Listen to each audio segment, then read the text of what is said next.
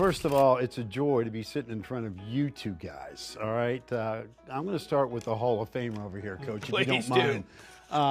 Coach, you say you walk over here every day? I mean, I got to figure when you got a street named after you, you got a statue, you're in the Hall of Fame, you got to make terrible time. I can't imagine you going 5 feet without somebody honking a horn at you. Well, you got to walk where you hope people remember you. So I walk up and down the street out there, the one that's named after me.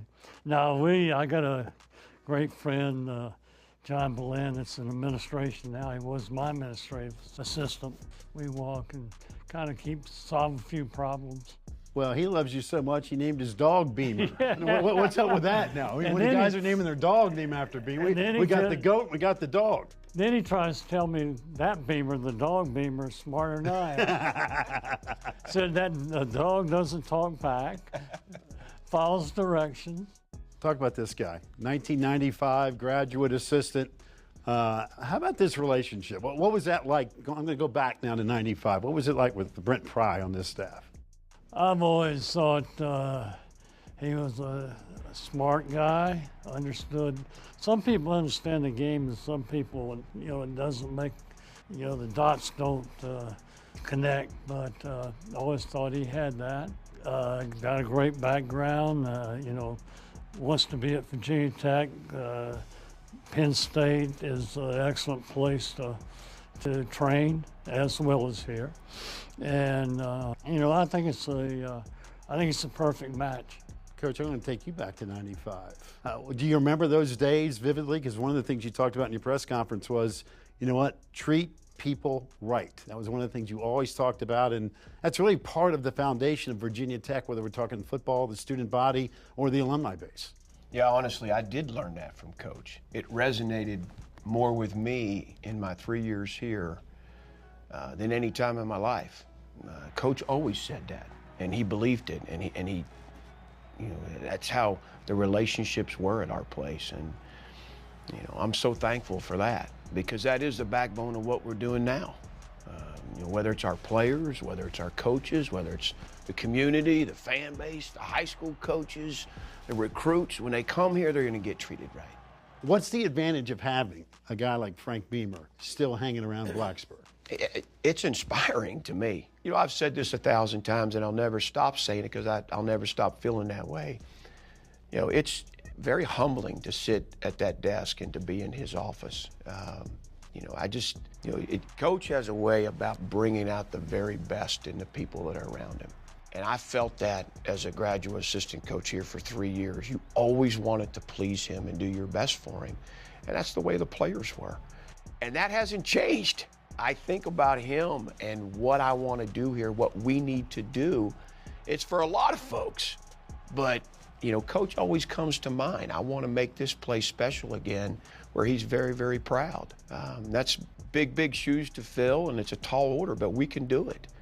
Coach, how about it for you? I mean, I know that when the statue was unveiled, I talked to you and you're like, Pac, I'm almost embarrassed that it's there, but you know what? It's the ultimate sign of respect. But what's it like for you now? It's just really special. And I bring my grandkids over and show that to them, and that's a proud moment. They don't quite understand what it's all about. I think they just think right now it's just another place for birds to do their but they will one day, and I'm very proud of that. The lunch pail.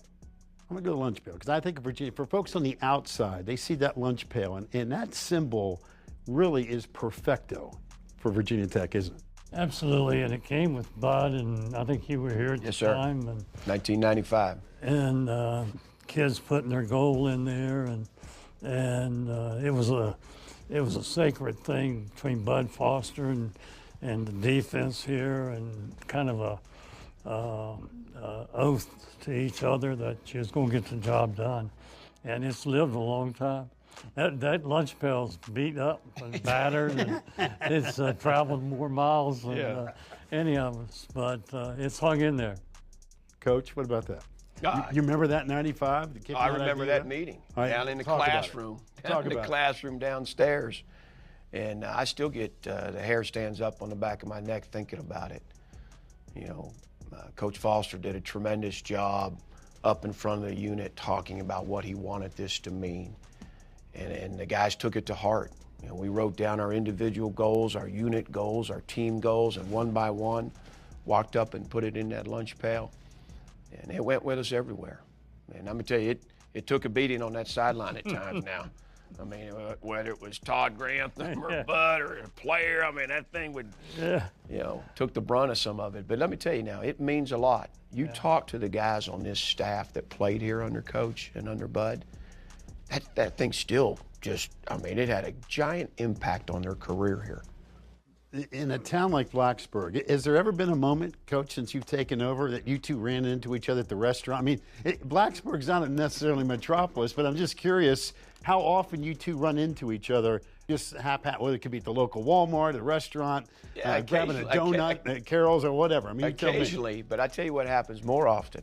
I go somewhere and they're like, Coach Beamer was just here yesterday. It's at the deli, it's at the CVS. Coach was just here yesterday. So, you know, it's still everybody, if there's a Coach Beamer sighting, people are talking about it.